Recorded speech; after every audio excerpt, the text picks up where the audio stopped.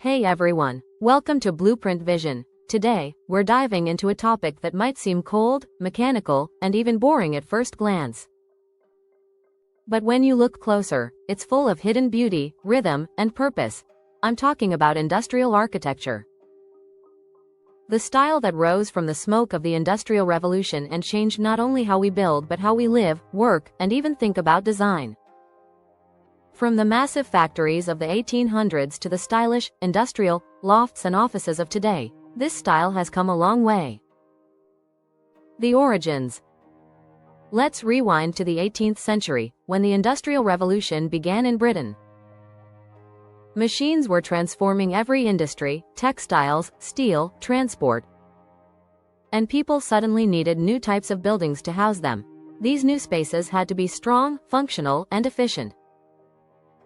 So engineers, not traditional architects, started designing huge buildings with iron frames, brick walls, and large windows to let in light. The focus wasn't on decoration or beauty, it was purely about function. But ironically, that honesty of structure and material gave birth to a new kind of beauty. A raw, powerful, and practical aesthetic that we still admire today.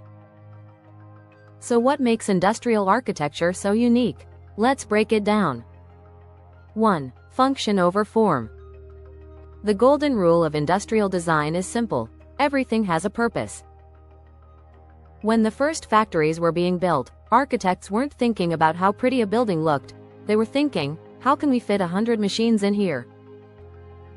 Every wall, window, and beam was placed for a reason, and ironically, that practical mindset, that lack of decoration, created a new type of beauty. One that's pure, honest, and efficient. It's like looking at the inside of a watch, complex, but perfect in how it works together. This function-first mindset later became the heart of modern architecture. The famous phrase, "form follows function," was born from this industrial spirit. 2. Exposed materials. Industrial buildings don't hide how they're made, they celebrate it. You can see the red bricks, the rough concrete, the steel beams, the pipes, even the bolts. Instead of covering them with plaster or paint, they're left visible, raw and proud. That's what we call structural honesty, the idea that a building shouldn't pretend to be something it's not.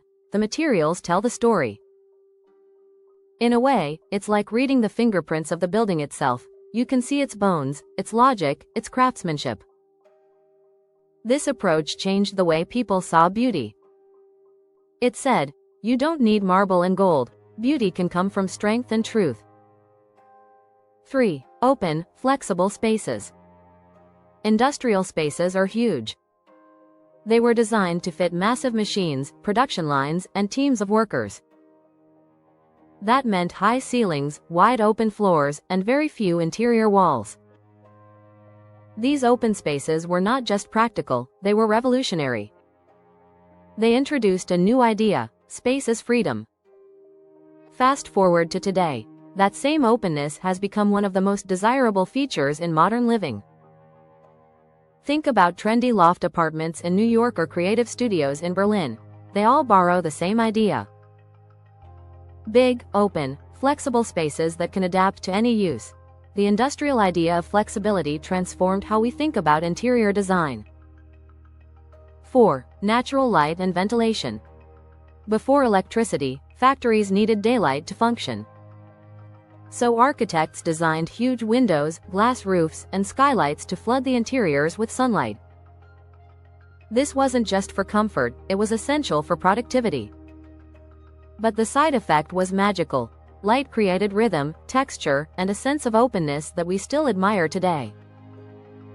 Even in modern design, you'll notice how architects use large windows and transparent walls to connect inside and outside, a direct influence from industrial design.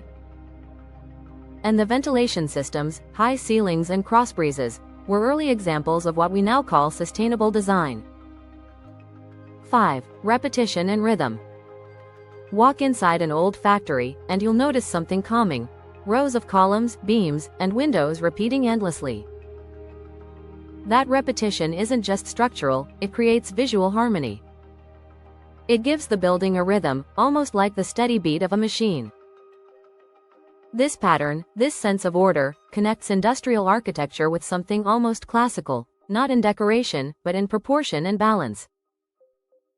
Its efficiency turned into art. Part 3: Iconic Buildings. Some of the world's most famous industrial buildings have become design icons.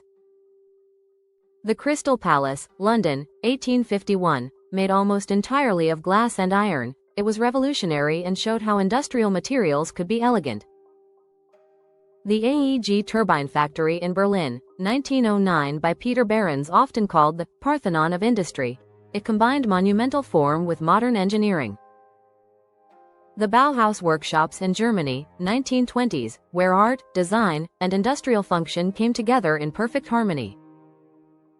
Influences and legacy. Industrial architecture was deeply influenced by engineering and the machine age, but it also inspired many later movements. For example, modernism borrowed industrial materials and the idea of form follows function.